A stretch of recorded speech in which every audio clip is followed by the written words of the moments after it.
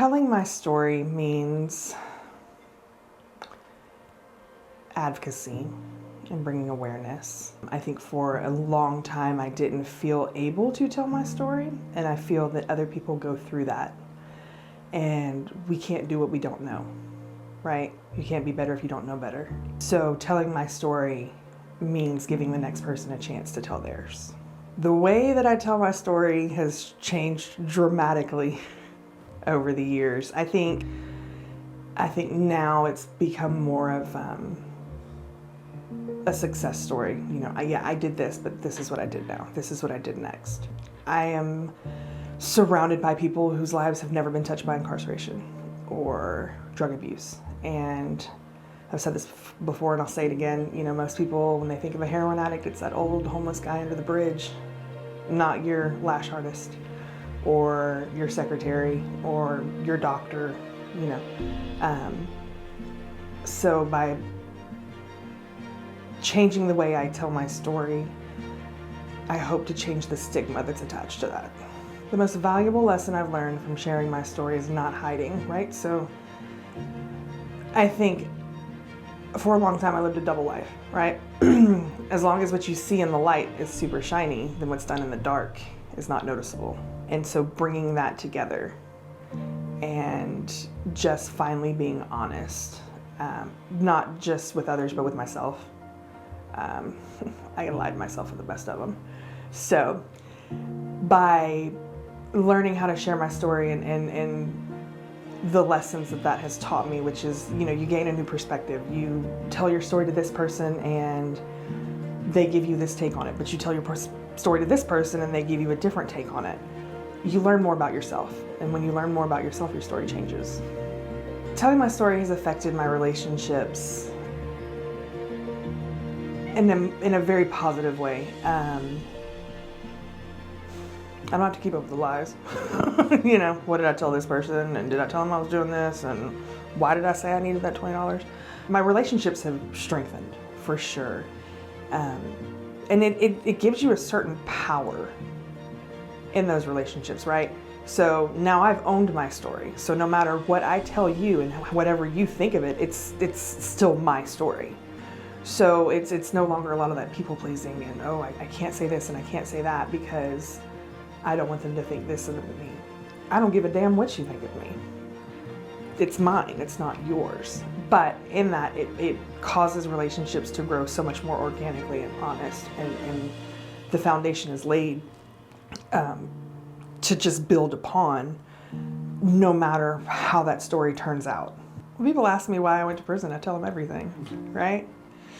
I mean, it was kind of cool, high-speed chase, right? Who doesn't want to do that? And then 9 times out of 10, the response I get is, "Oh, you've been in prison, right?" And so it's either, oh, is it like oranges in the water? Which is, you know, the universal question when people find out you've been to prison.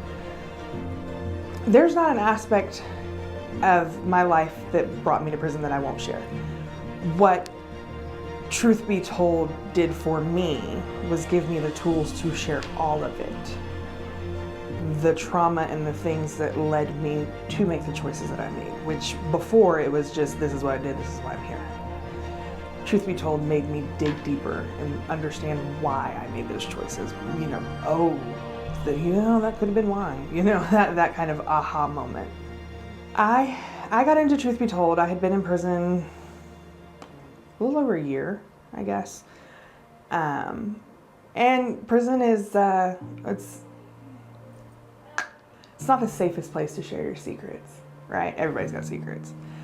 And it's a well-known fact, you know, you can become real good friends with this woman and then find out she did some shit that okay. And I knew I needed something, but I didn't know what it was. And it was literally just a moment of, I'll try it. You know, what's the worst that's gonna happen? It gets me out of the pod for a couple hours every week. I did not, in the beginning, even fathom that Truth Be Told would have the impact that it just had on me. What is that like?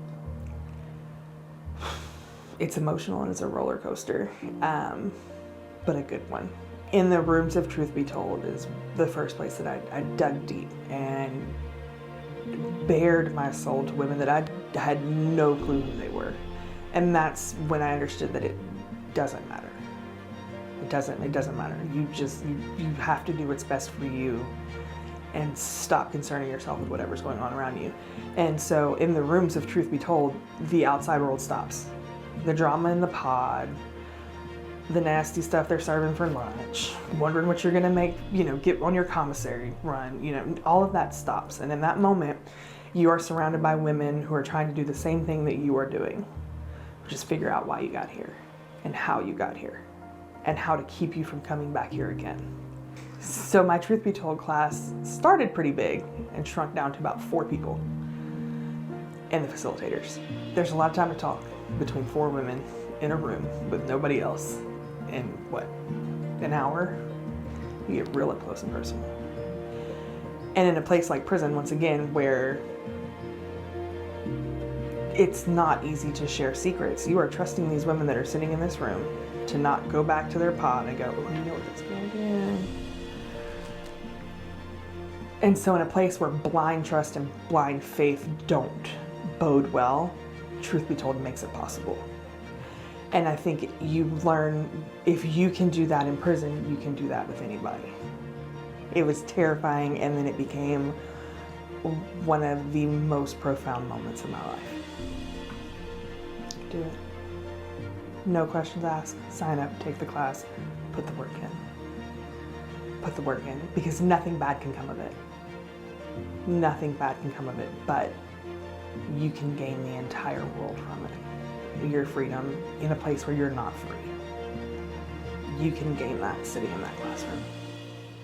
And once you find that freedom and that peace, you will do whatever it takes to keep it.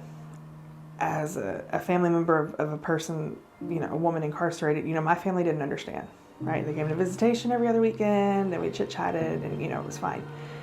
I don't think they understood that the minute visitation was over, that's when whatever is going on in their day-to-day life, there's nothing I can do about it, right?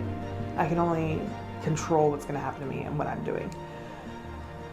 So, if you got a sister, a wife, a daughter, a niece, whatever, in prison, and that program is there, do it. Tell them to take it. Tell them to just walk in.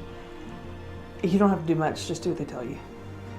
Being Truth Be Told is important because of so many reasons. So it became all encompassing for me. What I thought was going to turn out to just be, 8 weeks I was going to spend in this classroom in prison has followed me now in almost 2 years since I've gotten out, and I'm still involved, right? And I still have this community of women and this accountability where I know I can get away with shit.